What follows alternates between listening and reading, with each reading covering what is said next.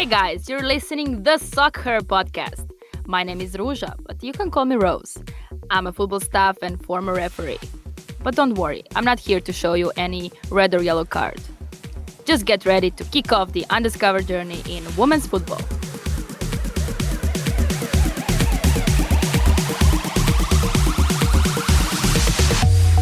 It is a huge honor for me to have Jelena Čanković, player of my own club, if I may say, since I'm a Rose, so Rosengård, as a guest of the soccer podcast. We used to call Jelena Wonder Kid here in Serbia, but she's now an amazing athlete, a professional who played in Barcelona and now is one of the best in Sweden. So Jelena, welcome to Soccer podcast. Thank you very much, Ružo. I'm really happy that we can do this podcast and we can speak more about women's football. And yeah, I think it will be a great thing to do this. Well, the title of this episode is all about the transfers. Is all about how the media is covering those things in women's football and everything happening around that. And if I recall, back then in 2013, you made an extraordinary transfer for Serbian football. You moved from Spartak, a local club, to Barcelona, like a giant club. So can you tell us more about that transfer bomb that actually happened back then? Yeah, it was really a big thing, and of course, like for me as an athlete, going to Barcelona was like a dream come true. And it was probably a bit of a weird thing going from a Serbian team to such a big club. But yeah, I played for the national team and I played a lot of games against Spain, so that's how they saw me, and yeah, that's how we came in contact, and how it all started. Do you think that the media coverage back then, both in Serbia and in Spain, covered that transfer enough? Because, for example, now Haaland is about to make another big move in his career and to go from Borussia Dortmund to Real Madrid or Barcelona. And even if we are now in a period of speculations, it's like a huge thing. It's like a bomb transfer. And when we speak about women's football, we don't see the same situation about it. So do you think that your transfer was covered enough? Because, for example, if a male football player from Serbia would move to Barcelona, I think in 2013, I think that even today we would speak about it. Yeah, well, we constantly speak about this inequality and this kind of things, and definitely it's not the same for male and female athletes. But I would say in Serbia it was quite a big thing, and it was really a lot of media who were interested in writing about that transfer. But yeah, as you said, if it was a man, it would we would still probably speak about it in Serbia. But I would say in Spain it was not that big, because at the time women's football there was not as big as now. But I think in Serbia it was really, almost every media was reporting about it. So yeah, I mean it could, there are still that differences that if it was a man it would be even bigger. But I was honestly quite surprised by how much of a thing it was back then. And when you compare Barcelona back then and when you compare the club now, can you tell us the main differences that you can feel? Progress of Spanish football overall. I think they really progressed a lot, because I think was it 4 or 5 years ago that they became a professional league. So that's, I think, the biggest thing. And of course Federation put in so much more money, of course, media coverage, which is the most important thing. And I just think with more money, clubs can sign better players, and that's the most important thing, and that's why Spanish league improved. Because from when I was there and right now, they just have much better facilities, much more bigger clubs are are investing in women's football. As you probably know, like Real Madrid just made a female team, so it's really a big thing. And yeah, I think over the years it will grow even more. And what about the conditions? You mentioned something when we were speaking to each other about this stopping, and overall, you said that you played on the artificial turf. Yeah, we practice, like even in Barcelona, we practice every day on artificial turf, and like we played most of the games on artificial turf, like also away, which is like not really nice in Spain where it's super warm. Like in Sweden, for example, where I'm now, we also play on artificial grass, but like it's because of the different reasons. Like here it's so cold, so you can't actually play on normal grass. But yeah, in Spain, that's really like there was a lot of fields which were not really like good, and I think now they really like improved also with that, so they play on good fields, they like have like all good facilities, and yeah, that's also a big difference. And what about the support and connection with the men's team? Because I remember you said that you only like took pictures back then, and now it's maybe different. Like, what is different in terms of the support coming from the men's team? Yeah, back then, I mean, men's team in Barcelona, they are separate, of course. Like they have all for like themselves, but like it's still in the same sports center. But I think now, like what I can see, they're doing a lot of commercials together, like female and male footballers, and like all that kind of things, which were not like which they didn't do when I was there. So yeah, I think they are making it more like, and it's like, of course, when you see female like footballer next to like Messi or I don't know, like it's different.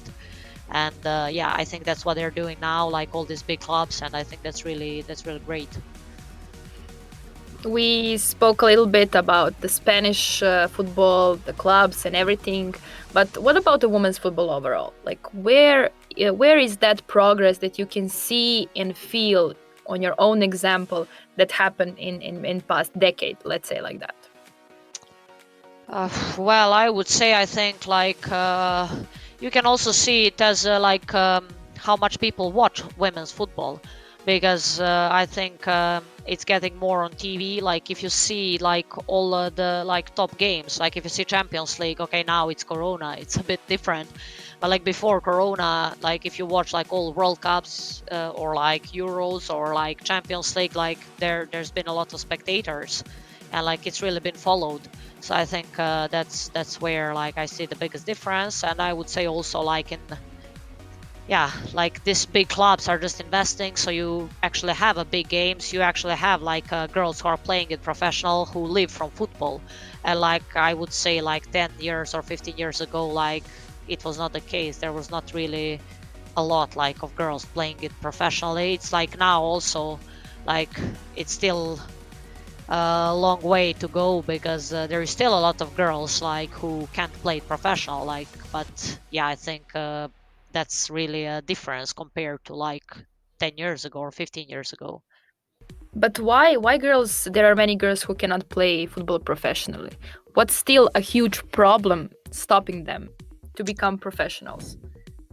Well, I think like you don't have that many clubs who can like pay girls, so like a lot of girls needs to like do something next to football, and that's a big problem, because in men's football, like even if you play, I don't know, like third league in I don't know which country, you will still earn enough for like a good life. And like in women's football, it's not the case. You really need to be a top athlete or top footballer to be able to live good from football.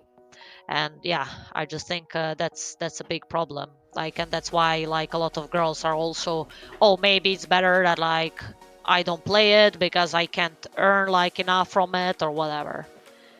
So yeah, I think that's the case. But when we speak also about the professional football and everything, I had a chance to speak with some people from your former club, Ferencváros, from Hungary. And they told me the problem they have, for example, is that some ladies are leaving them after they finish the college or university. So they see, okay, it's enough for me to play football. I don't need to do it anymore. Is it that still happening? in women's football? Can you see that, for example, some of your teammates are leaving because they are finding better jobs due to their diploma, or actually leaving the sport at all? Well, I would say it's happening a lot in, like, let's say, how should I say it? Like in smaller countries, or like countries where women's football is not that popular. Because I would say in Sweden, I really didn't see the case, or in Spain, because you see the future, like you see that like people care about it, or like that you see like a support from federation, from like all this, like from media, like, so you see a future. I would say in like countries where women's football is not like yeah, that big, it's just hard to motivate yourself, because yeah, you either need to leave the country, or like, yeah, like, or to you just don't see a future. And that's why So I it's think, it's either leaving the country or leaving the sport.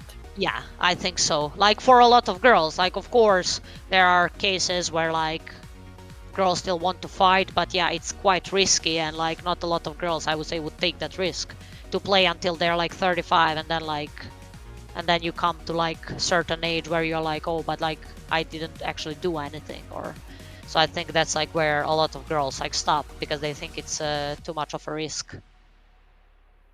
Yeah, I can say it's something that it's so sad in our sport, but I believe that we can change that. But one thing that was always popular for players, for female players, is going to play in Sweden, in a club where you play now. Even Marta played. And can you tell us what Swedish people did, and why Sweden was so popular for a long time as a destination for women's football? Oh, well, from what I can see is that like equality is a big thing here, and it's not just in women's football. It's in general, like women are having a different status. Not different. It's just like it's more equal than it is in other countries. So you are like, you feel free to like, as a woman, to like work, to earn, to live by yourself, and like of course also to play football, and like to like think that it's possible. I would say also what I like, what I was a bit surprised here, is that like football is the first sport for girls. I would say in Serbia it's maybe volleyball. In Sweden, like, first football for girls, football is the first sport for girls. So I think that's also how they yeah, why they are like good, and like why they have so much results. They have so much girls who are playing football. And yeah, I think that's also why like it's just such a popular destination for female players. I mean, but the Swedish girls are also awesome in handball. They are really successful in terms of the results, medals, Olympic games, and everything. And there are other team sports that are also really successful and popular in Sweden. But what football did, from your experience or your opinion, what football did that actually stood up in numbers, comparing to, for example, handball? Let's say like that. Well, I think they were always winning a lot. So, well, I don't know, like long time ago or whatever, but like Sweden, like Swedish national team is really good, and like Swedish teams are really good. So of course, when you have a big role models, like big stars, let's say like that, of course, like when you are a young girl, you can like look up to someone, and you can like look up to this girl on like TV and say, hey, I want to be like her. And yeah, I think that's that's maybe why. And like football is, in my opinion, like the most popular sport. So that's also what I think is yeah, why it has advantage compared to other sports. And do you have a responsibility that if you would make a great result with the Serbian national team, that actually that will help Serbia as a country grow in terms of having more girls playing football? Like, do you feel that you have that power and that role at this point with your teammates in national team to actually change that? Yeah, I think I mean, we're fighting like for it, and like me personally, I really hope that like things will change in Serbia, and I still think like it's going in the right direction, in a way of like if I look now, like there is a lot of women's teams for girls, which were not the case when I started, and I think definitely a lot more girls are playing football, but I still think we need to fight for it. And yeah, definitely we need to have we are having responsibility of changing the mind of people, because I can still hear a lot of people like, oh, don't play football, you should be a girl, or like, don't go play football because it's for guys and you will look like a guy or you will look like a boy. And like that's a big problem, like in with the parents, with a lot of people. So I think, yeah, we have a responsibility to change that, because like it doesn't matter which sport you play, like you are Exactly, still a girl. exactly, exactly. Speaking of that, I saw on your social media that you like to post photos when you're actually outside, like where you're dressed you are going out in a dress with high heels, sometimes like a nice suit. So is that the way that you are showing that actually female football players are just not are not tomboys, that actually you are ladies out there?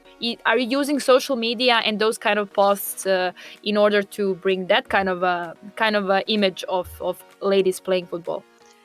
Yeah, well, I would say I pose that because that's that's who I am, and that's how I dress when I go out or when I like go for dinner or whatever. Like I'm not really thinking about that, because for me it's really yeah, it's insane that someone can even think that. Because I just think like you can just dress up however you want. Like if you want to dress like a boy, you will dress up like a boy. Or if you want to dress up like a girl, it's like everything's fine. But like it doesn't need to be because you play football, and that's just the whole point. But like I also think that like, yeah, I would yeah, that's who I am. But like I really would like if someone would understand it from my post. I'm happy if that's the case. But yeah, I know that a lot of people are like sometimes like tell to me, oh, like they are, I don't know, like they didn't expect that like you will wear a dress or something. But yeah, like I would be happy if people understand that that like it doesn't matter which sport you play. So let's say if the company, for example, coming from the makeup world or something, would call you to have a campaign with you, you would be happy to accept? Yeah, definitely. I like to wear makeup, so why not? Do you actually have those kind of opportunities? Did you have over the years the opportunities to actually showcase some products, some beauty products or products like just for female in to be ambassador for those kind of products or companies? Did you have that chance at all in like, let's say, past 7 to 8 years? Yeah, well, I actually didn't have a lot of chances to do something like extra, because I would say in Serbia it's still not like the case that it's like that popular. Like, yeah, what I can say is that like, yeah, lately I've been doing something with Pepsi, for example, like in Serbia, which is I think really a nice thing that like they recognize like female footballer as like yeah, good thing to like promote stuff.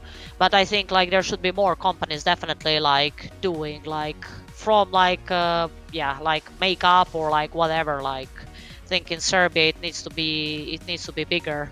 But And not yeah, only Serbia. Let's speaking like, for example, you're now a player playing in Sweden, and I think that companies look at you as any of your teammates who are like Swedish national team representatives. Like, what about that? Like, do you see that they contact the ladies to promote their products? Like, is it happening in for example, in Scandinavia? it's happening a lot. Like female footballers here are really stars, and like they all have like this yeah, sponsorship contracts with like, or like whatever, like they do commercials, and like it's really a big thing here. And not just here, like I would say in all the like big countries, like they also do like all this I don't know, beauty companies, this that, like they really do a lot of commercials and this kind of stuff. And it's not just about football. It's like, okay, they take an athlete like to make yeah, let's say about makeup. So yeah, it's just yeah, it's just an athlete, like the same as male athletes, like for watch, for like this, for that. And yeah, like it's happening. So it's been, I would say, last 5 6 years it's been growing and it's happening. So yeah, it's, I think, a matter of time that it will like start happening everywhere. Well, I have one intimate question related to that.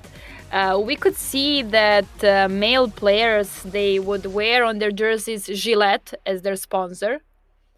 But did we ever see that there is a female team wearing Always or some let's say product for hygiene like that? Did we ever had that? I don't think so.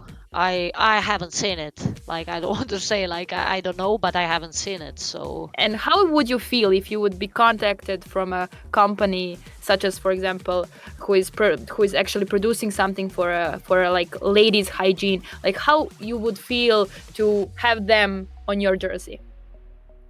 I think it's all like, I mean, it's normal things, and it's a company who is producing something for like girls or for like females. So I don't think there's anything like bad about it. If we can like promote male things, we can also promote girls things because that's that's just a natural thing.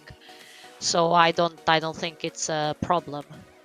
Do you think that that would be a kind of a scandal? In my opinion, not. Like, yeah, I don't think so. But yeah, I don't know how people would see it. Okay, So let's try. okay. Let's try. Let's try to have that in women's football, and then we'll see how Yeah, the world will react. yeah, yeah. And speaking of all that sponsorship deals and all the money coming into women's football more and more, and you girls having more opportunity to earn money not only from your salaries but from also those deals, would you be more happy if the flow of the money would be more transparent in women's football? Because let's say when there is a male player going like having a transfer or having a contract with a company, we would know what is the amount of that contract. But when it comes to women's football, like I don't know how much ladies are earning, and I do know for every star in male football. So tell me, what about the women's football? Like, would you feel that having transparent numbers would be better for the women's football overall? Well, it's a bit of a hard question. Like I actually never thought about it, but yeah, there's definitely a difference because it's not transparent in women's football. But I think that also maybe goes with like people are not maybe really interested in that, like because it was not that much in media. Maybe if it would start, like people will start to speak about these transfers because like that's how it goes. But yeah, I don't like really think that's yeah, because even in like men's football, it's a lot of like informations which are maybe not true or like yeah, it is transparent. It's just a big of like yeah big things and but I mean I think like if we want to like come like if we want like to fight for equality, if we want like that needs to be transparent because it needs to be same. I mean if they are getting judged or whatever or like if they're being a topic of like let's say these big transfers, like we should also like as a female footballers because it should be the same. So I think like if they're doing it for men's like it should also be transparent for us. So are there like around male transfers we have those rumors, popular rumors like he's going to move to this club and then he's actually his price is going to be higher, or maybe he doesn't deserve this amount, like are there any rumors around transfers in women's football? Like I mean, don't have to be public. Let's say, are there any rumors behind the closed doors? Yeah, I think there is a lot of rumors. I think it's case in every in every job. I would say like, but it's just not that transparent. It's not like in media a lot, but like there is a lot of like a lot of rumors. Like I would say, yeah, people know like when someone's gonna sign somewhere because yeah, it's just like it's just been around. And I would say even like for example in Sweden, they kind of write a lot also about this, like oh she will might go there like and it's not as big as in men's football, but like you can still read it somewhere. So yeah, there are rumors always. So, speaking of transfers, I need to know if from your personal experience, what are the key things that you are like that you're taking into consideration before you decide, okay, this is the club where I go to. Like, let's say, what are the priorities? For me, I would say priorities is like style of playing, like in that club. So I always like first want to know like what is the idea like and like playing style. So then like I can see if it's gonna suit me or not. Like I would say also like facilities and coaches, definitely like training quality. And yeah, that's I would say like most important, like of course next to the like yeah contracts and this kind of stuff, but like I would say for me like mainly it's like this football part. So And yeah. do you think that it's the same thing in men's football? That I mean, it's interesting. Whenever I speak with someone from women's football industry, let's say like that, I always hear the words like passion, love, training, possibilities, facilities, and those kind of thing. And I never actually hear anything about the money, about the conditions, or something like that. Do you think that that is like the main difference between women's and men's football at the point? I think it is, but like I also can say that like it's that men's don't love like football. I think it's like also not true because yeah, because everyone just speaks about how much they earn and like, but I don't think you can be a top player if you don't like what you do because you are still doing it daily. And like if you want to be the best, you really need to have passion for it. So of course they earn a lot, but like I don't also think that like for Cristiano Ronaldo, like primary thing is like, oh, I want to earn money, or like for Messi because yeah, they just want to be the best in what they do. So yeah, I just think that like it's more of a topic because they really earn a lot. But I mean, but I also can't say that they are not like that. Like in men's football, it's not the case. Like of course there are guys who just play for money, and that's like it's definitely that in women's football, like it's just pure love for like most of the girls also. But like I think it's a difference, but like I also don't think it's like it's how people speak about men's because I think they also like what they do. Yes, but speaking of the names that you mentioned, like Cristiano and Messi, besides being the great players, they're also doing a lot in terms of being great brands, like worldwide known brands, and doing a lot about it. Can you tell me in women's football, can you see those examples, like girls building their own brands around their playing career? Yeah, I mean, like, yeah, first who came to my mind is Alex Morgan, for example. Like, she's she's such a big name. Like, I don't think there is also a person who doesn't know her. So, like, there is a lot of girls now who are also like building their like brands, like social media, a lot of this like sponsorship and like this that kind of stuff. So, yeah, I think there's been like now like few footballers with like who are really like big names and big stars. And what about you? Are you building a brand, Jelena Čanković, around your playing career? Because in terms of your like playing career, you really did a lot in your career. I mean, individual prizes, like team success, playing Champions League, like you're one of the top players in Europe. So, are you building a brand around it? Well, that's that's something I'm trying to focus on a bit more now because I never paid that much attention on it, and yeah, that's not really like my type of thing. But yeah, that's how it works now. So yeah, I'm trying a bit to focus now on it, and I would say especially like in Serbia because I would really like women's football to go like to be just much bigger, and I would like to be a like role model that like girls especially in Serbia can say, oh, I want to be like her one day, like I actually can play football professionally. So yeah, that's really something like I'm trying to focus a bit like now, and like in the future I will try to like do a bit more. What I really love about you, if I can say that, is even when we are speaking about your brand, about your, let's say, commercial potential, you still go back to the fact that you want to be a role model. So that's kind of impressive. And I think with that, I can conclude this episode because there is nothing more to say when you love what you do the way you do, when you're successful the way you do, and in the end, you just want to go back and like help the girls. Well, you're true inspiration, Jelena. Yeah, thank you very much.